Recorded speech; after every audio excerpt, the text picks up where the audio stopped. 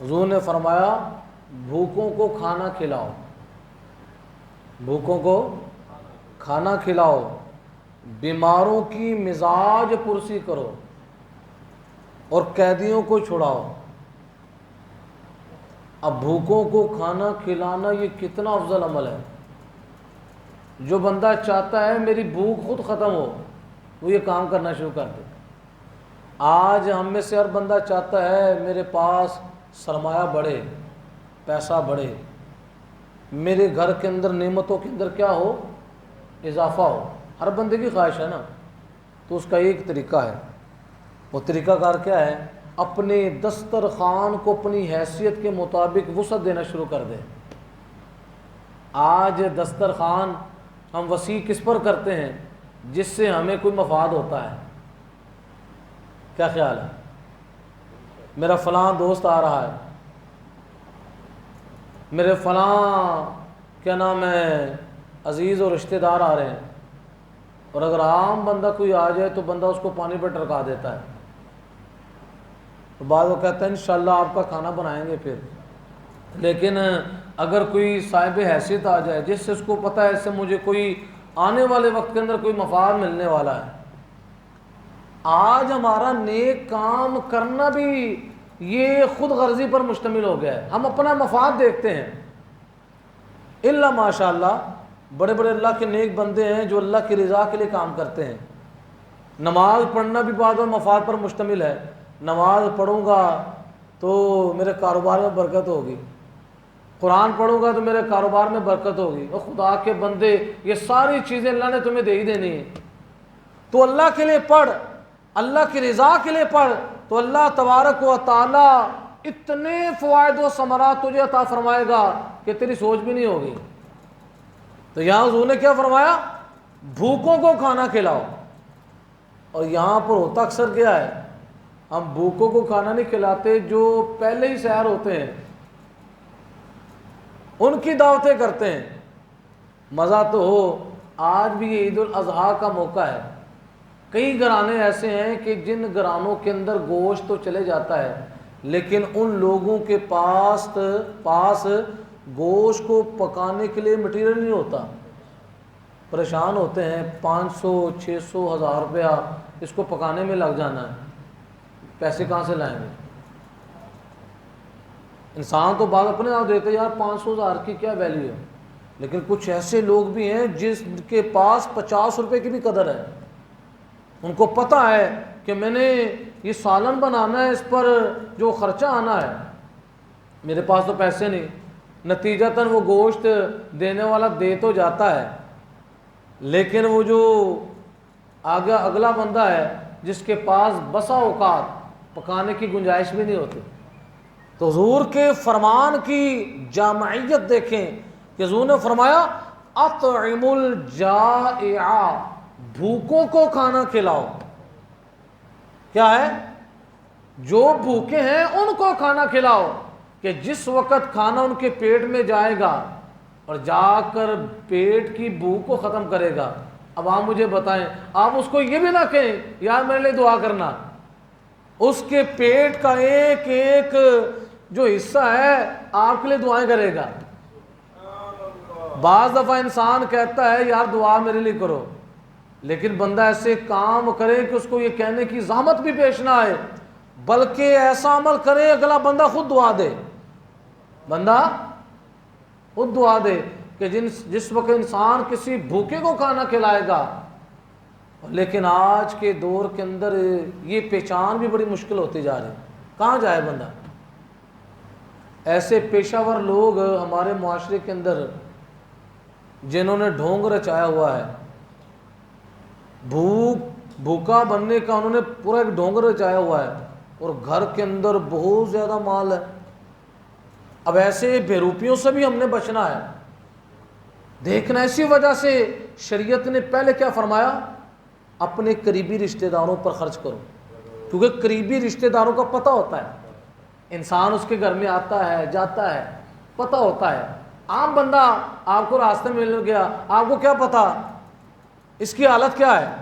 شریعت کا اصول دیکھیں آپ، قرآن پاک کے کسی مقام کو اٹھائیں، اس کے اندر یہی آپ کو ملے گا وذل قربا، قریبی رشتہ داروں کے ساتھ حسن سلوک کرو۔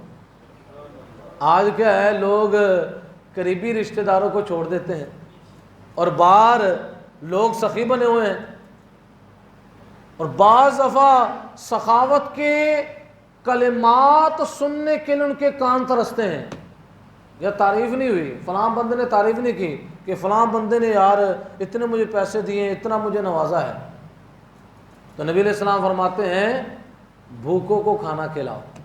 کیا کرو؟ اور آگے کیا فرمایا؟ وعود المریض، بیماروں کی مزاج پرسی کرو، جو بیمار ہو جائے۔ اور یہ بھی بہت بڑا شعبہ ہے، آج جو بندہ کسی بیمار کی مزاج پرسی کرتا ہے، جب بندہ بیمار ہوتا ہے تو ٹوٹا ہوا دل رکھتا ہے۔ اگر آپ کے پاس اللہ نے یہ توفیق دی ہے، اگر آپ اس کا علاج کروا سکتے ہیں تو اس کا علاج کروانا بھی بیمار پرسی ہے۔ اگر آپ علاج نہیں کروا سکتے تو محبت کے کلمے تو بول سکتے ہیں، اس کو دلاسا تو دے سکتے ہیں۔ کسی مریض کے پاس بیٹھ کر، بعض دفعہ ایسا ہوتا ہے کہ اس کو ایسی بیماری ہوتی ہے جو لا علاج ہوتی ہے، اور ڈاکٹر بھی کہہ دیتے ہیں کہ بس اب آپ کے دن کیا ہیں، 2 دن کیا مہمان ہیں، اور بسا اوقات ہوتا ہے کہ ایسا بندہ 1 سال گزار جاتا ہے۔ اب ڈاکٹر بھی لوگوں کو نا امید کر دیتے ہیں، بس جی میرے بس کے اندر بات، کم از کم ہونا یہ چاہیے کہ ہمیں چاہیے اس بندے کو کیا کریں، اس کی امیدوں کو نہ توڑیں۔ شافی کون ہے؟ وہ اللہ ہے۔ ڈاکٹر کے پاس جو مریض جاتا ہے، ڈاکٹر بس صرف سبب ہے، ذریعہ ہے، شفا میرے اللہ نے دینی ہے۔ اگر اللہ نے شفا دینی ہے تو اللہ تعالیٰ اس ڈاکٹر کو ذریعہ بنا دے گا۔ اگر اللہ نے شفا نہیں دینی تو جو بندہ مرضی دوائی کا سلسلہ بھی کر لے اس کو شفا ملنے والی۔ لیکن ہمارا کام کیا ہے؟ ہم نے اس کو اللہ سے نا امید، بلکہ اس کو دلاسا دینا ہے، ہو سکتا ہے اس بیماری کے اندر اللہ تعالیٰ تیری آخرت کو بہتر فرما رہا ہو، کوئی مسئلہ نہیں۔ اگر یہ ایسی بیماری ہے جو لا علاج ہے، جس سے شفا نہیں مل رہی، تو ہو سکتا ہے یہ بیماری جو ہے دنیا کے اندر جو گناہ ہوئے ہیں ان گناہوں کے لیے کفارہ بن جائے، اور اگر وہ بندہ نیک ہو اس کو دلاسا دیا جائے کہ یہی تیری بیماری جو ہے آخرت کے لیے تیرے مقام کو مزید کھولنے کا ذریعہ بن جائے۔ اور آگے حضور علیہ السلام نے کیا فرمایا 3 نمبر پر؟ وَفُكُّ الْعَانِيَةِ، اور قیدیوں کو چھڑاؤ۔ اب شریعت اسلامیہ کے اندر غلامی کا ایک نصاب بیان کیا جاتا ہے، لیکن اسلام نے غلامی کو برقرار نہیں رکھا۔ اسلام یہ بھی چاہتا ہے کہ بندہ غلام نہ رہے بلکہ آزاد رہے۔ اس وجہ سے آزادی کے فضائل بیان کیے گئے کہ جو غلام کو آزاد کرتا ہے اس کو یہ فضیلت ملتی ہے، اس کو یہ مقام ملتا ہے۔ اب اس حدیث پاک کے اندر بھی حضور نے فرمایا کہ غلام کو کیا کرو، مقصد کیا ہے؟ اگر وہ مقروض ہے، اس کے آقا نے کہا ہو کہ اتنے پیسے مجھے کما کر دو اس کے بعد تم آزاد ہو، تو یہ بندہ صاحب حیثیت ہے، یہ اس کو اتنے پیسے دے کہ یہ مجھ سے پیسے لو اور اپنے آپ کو آزاد کروا۔ تو یہ حضور علیہ الصلوۃ والسلام کے حدیث پاک ہمارے معاشرے کے اندر اس کی بڑی اہمیت ہے۔ اور اگلا جو مقام ہے جس کے اندر حضور نبی کریم صلی اللہ تعالی علیہ وسلم کی جو حدیث پاک ہے، مسلم شریف کی روایت ہے، اور یہ حدیث قدسی ہے۔ حدیث قدسی اس حدیث کو کہا جاتا ہے جو رسول اللہ کی زبان سے کلمات ادا ہوں لیکن اس کا مفہوم اور معنی کیا ہو، اللہ کی طرف سے ہو، الفاظ رسول اللہ کے ہوں۔ اب اس حدیث پاک کے راوی حضرت سیدنا ابو ہریرہ رضی اللہ تعالیٰ عنہ ہیں۔ آپ فرماتے ہیں قال رسول اللہ صلی اللہ علیہ وسلم، رسول اللہ صلی اللہ علیہ وسلم نے ارشاد فرمایا ان اللہ تعالی یقول یوم القیامہ، قیامت والے دن اللہ تعالیٰ فرمائے گا، اپنے بندوں سے خطاب کرے گا، کیا؟ یبن آدم مرضت فلم تعدنی، اے انسان میں بیمار ہوا تو نے میری مزاج پرسی نہ کی۔ اے میرے بندے میں کیا ہوا؟ اب اللہ تعالیٰ بیماریوں سے پاک ہے۔ اب اس کا آگے جا کر مطلب واضح ہوگا کہ بیمار ہونے سے مراد کیا ہے۔ اے میرے بندے میں بیمار ہوا تو نے میری مزاج پرسی نہیں کی۔ قال یا ربی کیف اعودک وانت رب العالمین، بندہ آگے سے عرض کرے گا یا اللہ میں تیری عیادت کیسے کرتا، تو تمام جہانوں کا رب ہے، کہ تو فرما رہا ہے کہ میں بیمار ہوا تو نے میری عیادت نہیں کی، یا اللہ میں تیری عیادت کیسے کرتا، تو خود رب العالمین ہے، اور رب العالمین ہو کر تو بیماری سے کیا ہے؟ پاک ہے۔ جب پاک ہے تو پھر عیادت کا معنی کیا ہے؟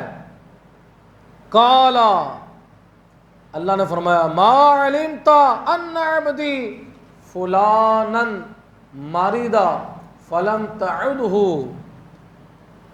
تو نبی علیہ السلام فرماتے ہیں اللہ فرمائے گا کیا تجھے خبر نہیں کہ میرا فلاں بندہ بیمار ہوا تو نے اس کی بیمار پرسی نہ کی؟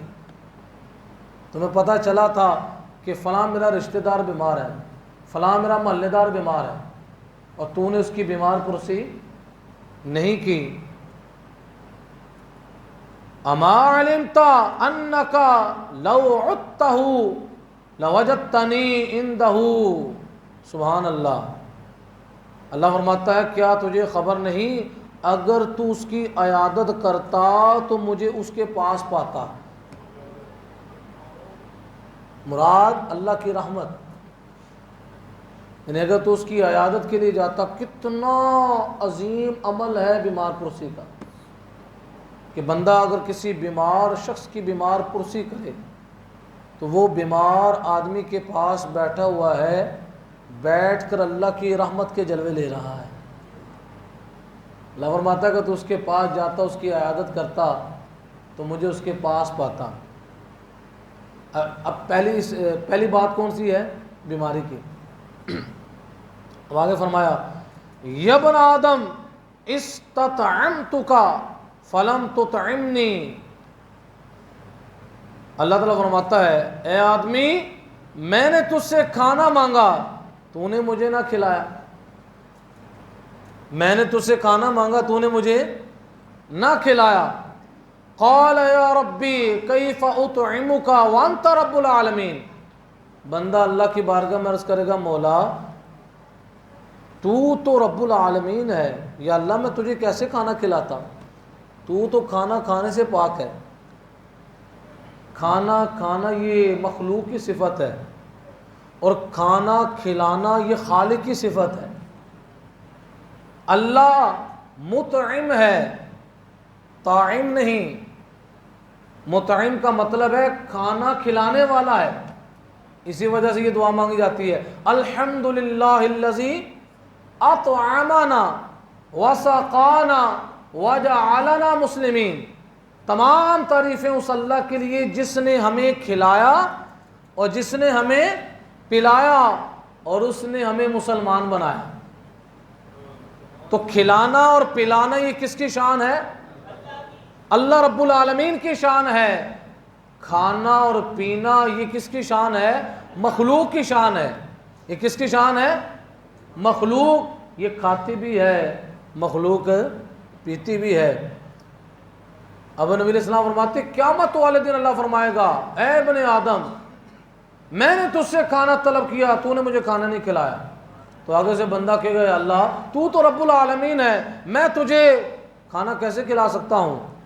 قال اما علمت انہ استطعمک عبدی فلان فلم تطعمہ، نبی علیہ السلام فرماتے ہیں اللہ تبارک و تعالی فرمائے گا اے میرے بندے تجھ سے دنیا کے اندر میرے فلاں بندے نے یاد کر کھانا مانگا تھا اور وہ مستحق بھی تھا، اور تیرے پاس کھانا دینے کے لیے اسباب بھی تھے، لیکن تم نے اس کو کھانا نہیں کھلایا۔ اور آگے کیا فرمایا؟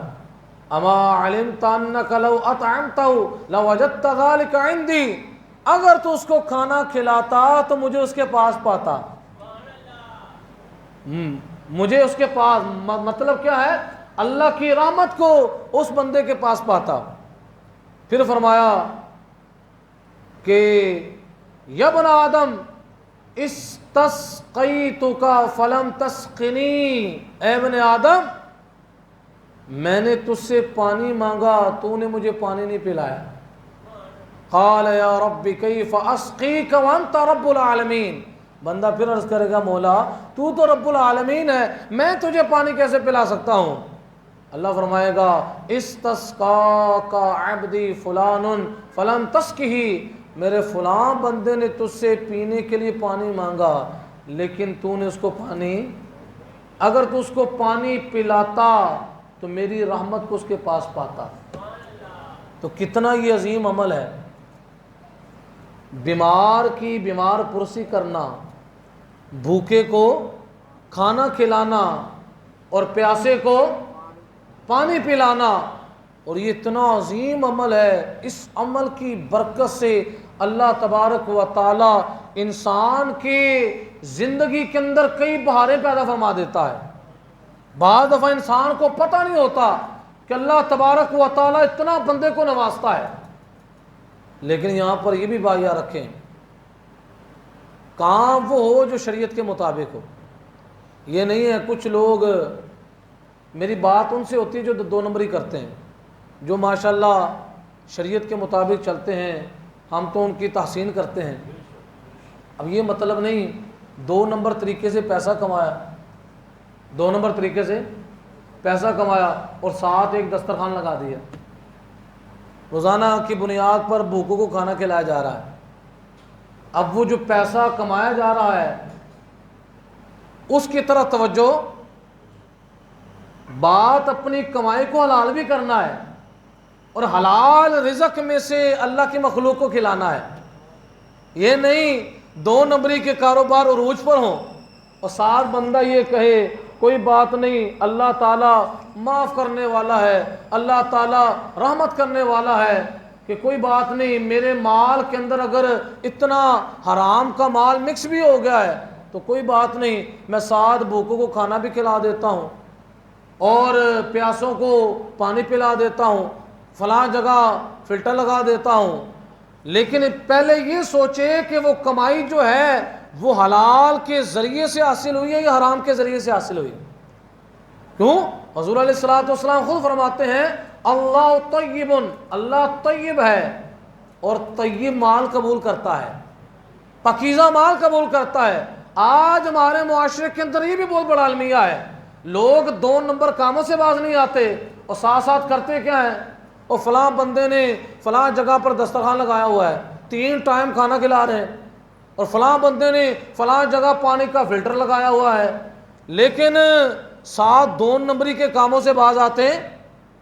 ایسے 2 نمبری کے کام سے بہتر یہ تھا کہ بندہ حلال کے پیسے میں سے ایک نیسلے کی بوتل کسی بھوکے کو، کسی پیاسے کو پلا دیتا، اور 200 روپے کا کھانا حلال پیسے میں سے کسی ایک بندے کو بٹھا کر کھانا کھلا دیتا۔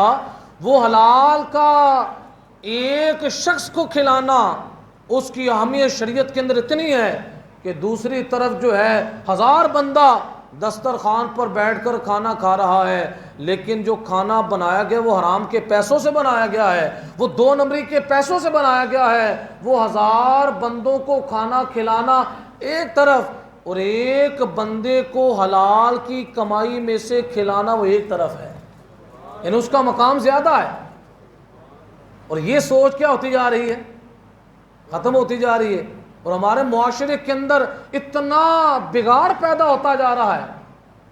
اور ایک محاورہ ہے نا، جس کے ہاتھ لگ گیا ہے اس نے چھوڑا، اور جس کے ہاتھ کچھ لگا نہیں وہ بچا ہوا ہے۔ وہ کیا ہے؟ یا تیسرا وہ ہے جس کو اللہ نے بچا لیا ہے، وگرنہ بڑا مشکل ہو گیا ہے۔ تو یہ چیزیں بھی ہم نے اپنے معاشرے کے اندر اس کو اجاگر کرنی ہے۔ آپ نہ بڑا اہتمام کریں، آپ چھوٹا سا اہتمام کر لیں، لیکن اس اہتمام کے اندر بھی کیا ہو، حلال کا شریعت کے مطابق نظام کو مد نظر رکھ کر وہ کام کیا جائے۔ آج کل بڑے بڑے روڈوں پر محفلیں ہوتی ہیں، محفل میلاد مصطفیٰ صلی اللہ علیہ وسلم کروانا بہت عظیم عمل ہے، میرے آقا علیہ السلام کا ذکر خیر ہے، اور قیامت تک حضور کا ذکر خیر بلند ہوتا رہے گا۔ اب یہ بھی سوچ ہونی چاہیے، محفل میلاد کروائی جا رہی ہے، لیکن لوگ کیا کرتے ہیں، ڈائریکٹ بجلی لگائی ہوتی، وہاں پر ڈائریکٹ بجلی پر قرآن بھی پڑھا جا رہا ہے، اس پر نعت خوانی بھی ہو رہی ہے، اسی پر بیان بھی ہو رہا ہے، دعا بھی ہو رہی۔ اب آپ مجھے بتائیں، حرام کی بجلی چلے تو قرآن کا فیض کیا کھلے گا؟ وہاں دعا کیسے قبول ہوگی؟ ایسی محفل کی بجائے آپ کے پاس جتنا اہتمام تھا، آپ گھر کی بیٹھک کے اندر بیٹھ کر اتنا اہتمام کر لیتے، حلال ذرائع اختیار کر کے آپ وہ محفل میلاد مناتے، تو یقیناً وہ ڈائریکٹ محفل میلاد رسول اللہ کی بارگاہ میں پیش ہو جاتی۔ ہوتا کیا ہے، نمود و نمائش نے اتنا ہمارے معاملات کے اندر غلبہ کر لیا ہے، اتنا غلبہ ہو گیا ہے، چاہے کوئی دینی کام ہو چاہے کوئی دنیاوی کام ہو، اس کے اندر نمود و نمائش نہ ہو تو لوگ کہتے ہیں یار مزہ، عمرے ہو رہے ہیں تو سیلفیاں بن رہی ہیں، عمرہ ریکارڈ ہو رہا ہے، حج بن رہے ہیں، حج بندہ کر رہا ہے، حج کیا ہو رہا ہے، ریکارڈ ہو رہا ہے، اور لوگ آ کر پھر فخری انداز سے بتاتے ہیں کہ میں نے فلاں جگہ پر مناسک ادا کی۔ اب وہ بندہ بیان کرنے والا اپنے دل پر غور کرے کہ وہ کیا بیان کرنا چاہتا ہے، آیا کہ اس سے لوگوں سے داد لینا چاہتا ہے، لوگوں سے اپنی تعریفی کلمات کہنا چاہتا ہے، اپنے دل پر غور کرے۔ اگر تو بیت اللہ کا حج کر رہا ہے، اللہ کے لیے کر رہا ہے، تو میرے آقا علیہ السلام فرماتے ہیں کہ جو بندہ اللہ کے لیے بند کمرے میں بیٹھ کر، ایسے غار میں بیٹھ کر اللہ کی عبادت کرتا ہے کہ جس غار کا کوئی دروازہ بھی نہ ہو، جس غار کی کوئی کھڑکی بھی نہ ہو، جس غار کا کوئی روشن دان بھی نہ ہو، یعنی اس کو کوئی دیکھنے والا، حضور فرماتے ہیں وہ بندہ اس بند غار کے اندر اللہ کے لیے عبادت کرتا ہے، اگر وہ عبادت اللہ کی بارگاہ میں مقبول ہو جائے تو اللہ اس بند غار سے اس کی عبادت کو پوری دنیا پر واضح کر دے گا۔ آج اس کی مثالیں موجود ہیں، بزرگوں نے جا کر جنگلوں کے اندر عبادتیں کی، ہم جاتے ہیں اور جا کر جس وقت حاضری دیتے ہیں کہ یہاں فلاں بزرگ نے چلا کیا تھا، یہاں پر فلاں بزرگ نے سورہ یاسین شریف اتنی دفعہ پڑھی تھی، فلاں بزرگ نے سورہ طٰہٰ اتنی دفعہ پڑھی تھی، فلاں قرآن کی آیتیں اتنی دفعہ پڑھی تھیں۔ اب وہ بالکل جنگل بیابان، نہ بندہ نہ بندے کی ذات، اور وہاں پر انہوں نے اللہ کے لیے عبادت کی تو پوری دنیا کے اندر اللہ تعالیٰ نے ان کی باتوں کو ظاہر فرما دیا۔ لیکن ہمارا مزاج کیا دن بدن بگڑتا جا رہا ہے، بیمار پرسی کرنے کے لیے بھی جائیں اس کے اندر بھی اللہ کی رضا نہیں ہے، یار نہ گیا اگلے بندے نے گلا کر دینا ہے، یا اگر میں نہ گیا تو میں بیمار ہو جاؤں گا، مجھے کسی نے ملنے کے لیے۔ یہ آپس میں سارے انداز رسمی ہو رہے ہیں، کیا ہو رہے ہیں؟ اگر آج میں کسی کے جنازے پر نہ گیا، اس نے میرا کوئی مر گیا تو یہ میرے جنازے پر نہیں آئے گا۔ کاش ہم اس نیت سے جاتے کہ یار میں نماز جنازہ پڑھنے کے لیے جا رہا ہوں، میں اپنے رب کی رضا کے لیے جا رہا ہوں کہ میرے مسلمان بھائی کا مجھ پر حق ہے۔ اور نبی علیہ السلام فرماتے ہیں میت کے کندھے کو اپنا جو 40 قدم لے کر چلتا ہے، نبی علیہ السلام نے فرمایا اللہ تبارک و تعالی اس کے 40 کبیرہ گناہ کو معاف فرما دیتا ہے۔ کتنے؟ 40 کبیرہ گناہوں کو اللہ تبارک و تعالیٰ کیا کر دیتا ہے، یعنی 10 قدم دائیں قدم اور 10 پاؤں کی طرف، 10 بائیں سرانے کی طرف، 10 بائیں قدموں کی طرف، 40 قدم لے کر چلتا ہے، کس کو؟ میت کو، اللہ تبارک و تعالیٰ اس کے 40 کبیرہ گناہوں کو معاف فرما دیتا ہے۔ تو یہ کتنی شان ہے، نماز جنازہ کے اندر بندہ شامل بھی ہوتا ہے تو اللہ تبارک و تعالیٰ اس کی برکتیں بھی اپنے بندے کو عطا فرماتا ہے۔ تو آج ہم نے یہ نیت کرنی انشاءاللہ سب سے پہلے اپنی نیت کو ٹھیک کرنا ہے. کسی بیمار کی بیمار پرسی کے لیے جا رہے ہیں, کوئی نئے کام کرنے کے لیے جا رہے ہیں, سب سے پہلے اپنی نیت پر غور کریں. اگر 2 نمبری نیت میں آتی ہے تو اللہ کے حضور دعا کریں کہ یا اللہ عز و جل میری نیت کے اندر جو دنیاوی مفاد آ رہا ہے یا اللہ اس کو دور فرما دے, اور اس کی جگہ پر یا اللہ عز و جل مجھے اپنی رضا عطا فرما. اور جب بندہ اپنے رب کی رضا کے لیے کام کرے تو اللہ تبارک و تعالی اس کو دین و دنیا کے فوائد و ثمرات سے مالا مال فرماتا ہے. تو کون کون نیت کرتا ہے انشاءاللہ؟ آج سے یہ نیت کریں انشاءاللہ جب بھی ہم نے کوئی نیک کام کرنا ہے, کس کے لیے کرنا ہے؟ وہ اللہ کی رضا کے لیے کرنا ہے. اللہ کے لیے انشاءاللہ العزیز ہم کام کریں گے, ہمارا رب تعالی یقیناً ہم سے کیا ہو جائے گا؟ راضی ہو جائے گا. اللہ رب العزت کی بارگاہ میں دعا ہے کہ اللہ تعالی ہمیں قرآن و سنت کا فہم عطا فرمائے.